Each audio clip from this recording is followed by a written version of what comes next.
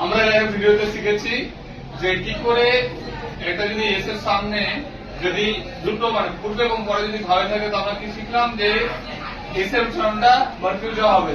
সেই আজকে আমরা শিখবো যে এল এর পূর্বে যদি এ ও ইউ থাকে তাহলে এল এর উচ্চারণটা আর হয় না। এলটাকে আমরা কি বলবো? সাইলেন্ট লেটার বলবো। কি বলবো? Silent letter. আমরা অনেকেই জানি স্যার যে সাইলেন্ট লেটারটা কি হয়, ঠিক আছে? তো এবার দেখো আমি কিছু এক্সাম্পল লিখেছি তোমাদের জন্য তিনটি।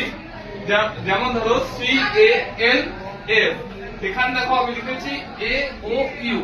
যদি এল এর পূর্বে, পূর্বে মানে হচ্ছে সামনে বা আগে বোঝানো হয়, তো দেখো এখানে এল এর আগে কি রয়েছে? A C A L F. কি হচ্ছে এটা? কাফ। কাফ মানে কি? বাজু।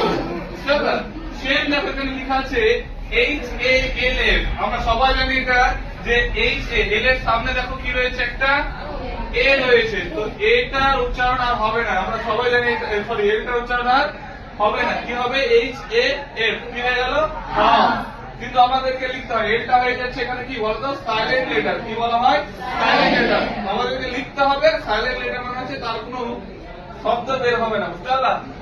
সাইলেন্ট মানে হচ্ছে একদম নিঃশব্দ বোধ। তো এইচ এ এল এফ কি হয়ে গেল? হাফ। হাফ মানে অর্ধেক। সেম একটা আরো লিখেছি দেখো পি এ এল এম। কি হচ্ছে? দেখো এখানে এল এর উচ্চারণ কিন্তু হয়নি। কেন হয়নি? কারণ এল এর সামনে দেখো কি রয়েছে? এ রয়েছে।